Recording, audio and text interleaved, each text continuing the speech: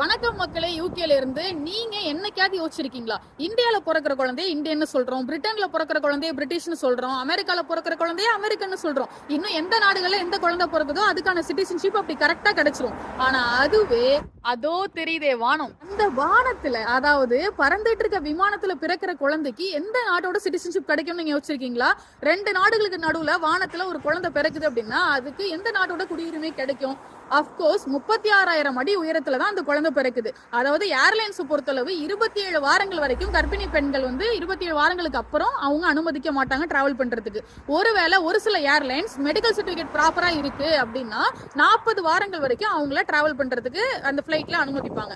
அப்படி டிராவல் பண்ணும்போது அன்பார்ச்சுனேட்லி அவங்களுக்கு அங்கேயே குழந்தை பிறந்துருது அப்படின்னா அந்த குழந்தைய அமெரிக்காவோட அபிஷியல் ரிப்போர்ட் படி ஏர்பார்ன் சைல்டு அப்படின்னு சொல்லுவாங்க. அதாவது நம்ம இந்தியன் அமெரிக்கன் அப்படின்னு சொல்ற மாதிரி அந்த குழந்தைய ஏர்பார்ன் அப்படின்னு சொல்லுவாங்க. அந்த குழந்தையோட பர்த் பிளேஸ் எது அப்படின்னு கேட்டா கடல்னு சொல்லுவாங்க. இன்னும் சில நிபுணர்கள் என்ன சொல்றாங்கன்னா அந்த குழந்தை எந்த ஏர்லைன்ஸ்ல பிறந்துச்சோ அந்த ஏர்லைன்ஸ் எந்த நாட்டுல அமைஞ்சிருக்கோ அதுதான் அந்த குழந்தையோட குடியுரிமை அப்படின்னு இன்னும் சில நிபுணர்கள் சொல்றாங்க.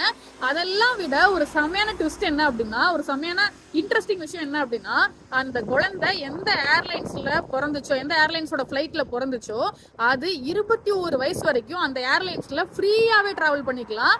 இது செம இன்ட்ரெஸ்டிங் இன்ஃபோ நான் நினைக்கிறேன். அண்ட் இதை பத்தி நீங்க என்ன நினைக்கிறீங்க அப்படின்றத கீழே கமெண்ட்ல ஷேர் பண்ணுங்க. களத்துல சந்திப்போம். Bye by.